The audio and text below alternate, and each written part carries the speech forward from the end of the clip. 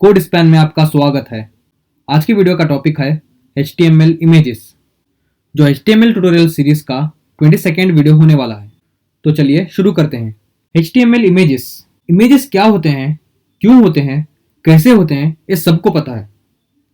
लेकिन HTML में images को कैसे यूज करना है वो मैं बता देता हूँ। जैसे कि मैं बार बार बोलता हूँ कि HTML में हर चीज टैग पे काम करती है। तो HTML में इमेज को लिखने के लिए भी एक टैग है जो है एंगल ब्रैकेट IMG। तो ये देखो, यहाँ पे इमेज का टैग ओपन हो गया। अब यहाँ पे जो SRC लिखा हुआ है वो एक क्या है?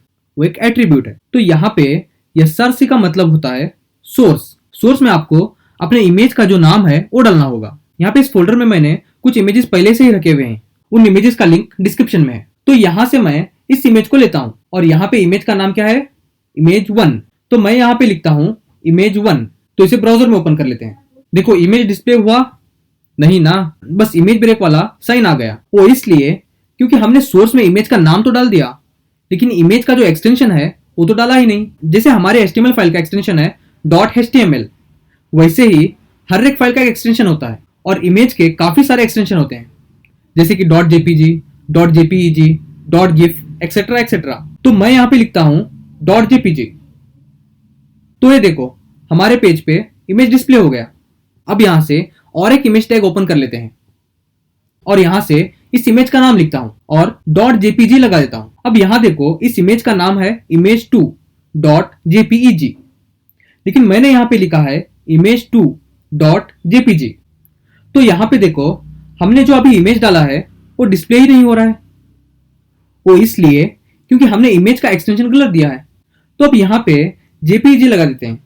तो ये देखो, हमें अब इमेज डिस्प्ले हो रहा है। तो अब आप लोगों को समझ आ गया ना कि इमेज को कैसे लिखते हैं और इमेज का एक्सटेंशन कैसे लगाना है। अब यहाँ पे जो इमेज है वो इस सेम फोल्डर में है, इसलिए हमने सिर्फ इमेज का नाम और एक्सटेंशन लिख दिया और इमेज हमारे ब्राउजर में डिस्प्ले हो गया। अब अगर हमारा इमेज किसी दूसरे फोल्डर में है तो कैसे लिखेंगे?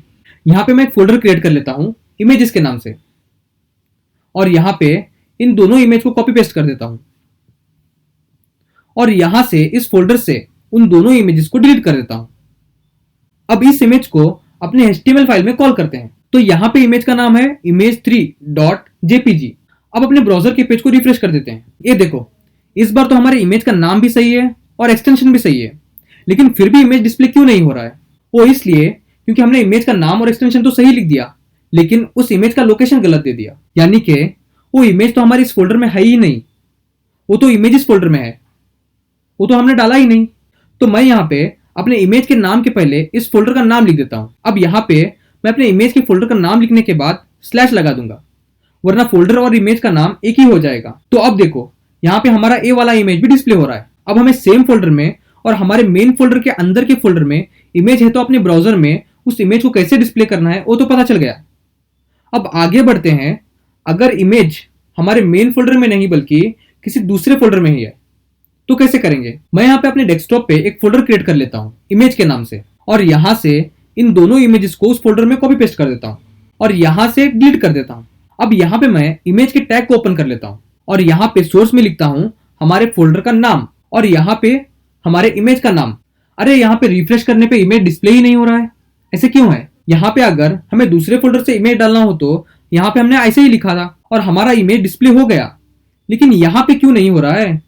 वो इसलिए क्योंकि यहाँ पे जो हमने इमेज का लोकेशन दिया है वो हमारे इस फोल्डर के अंदर है, लेकिन ए वाला जो इमेज है वो हमारे इस फोल्डर के अंदर नहीं, बाहर है। तो उसके लिए मुझे यहाँ पे जो हमारे इस फोल्डर का नाम है जो है इमेज, उसके पहले मैं लिखूंगा डबल डॉट, यानी कि 2 बार डॉट लगाऊंगा, फिर स्लैश लिखूंगा, फिर उसके बाद आएगा हमारे फोल्डर का नाम। तो ये देखो, हमारे पेज पे हमारा इमेज डिस्प्ले हो रहा है। यहाँ पे जो 2 बार डॉट लगाया गया है ना, वो इसलिए क्योंकि हमारा जो इमेज है वो इस फोल्डर के अंदर किसी फोल्डर में नहीं बल्कि इस फोल्डर के बाजू वाले फोल्डर में है। तो पहले हमें इस फोल्डर से बाहर जाना पड़ेगा। तो जब हम डबल डॉट लगा देते हैं तो HTML समझ जाता है कि पहले मुझे इस फोल्डर से बाहर जाना पड़ेगा। अगर वो इमेज डेस्कटॉप पे होता तो यहाँ पे हम डबल डॉट के बाद जो स्लैश है उसके बाद हम इस इमेज का नाम लिख देते, लेकिन ये इमेज हमारे इस फोल्डर के बाहर दूसरे फोल्डर में है। तो यहाँ पे हमने डबल डॉट स्लैश फिर फोल्डर नेम स्लैश फिर इमेज का नाम और इमेज का एक्सटेंशन लिख दिया। तो आप लोगों को समझ आ गया ना कि इमेज को HTML में कैसे लिखना है। तो ठीक है, अगले वीडियो में भी इमेज टैग पे ही ट्यूटोरियल होगा। तो मिलते हैं अगले वीडियो में।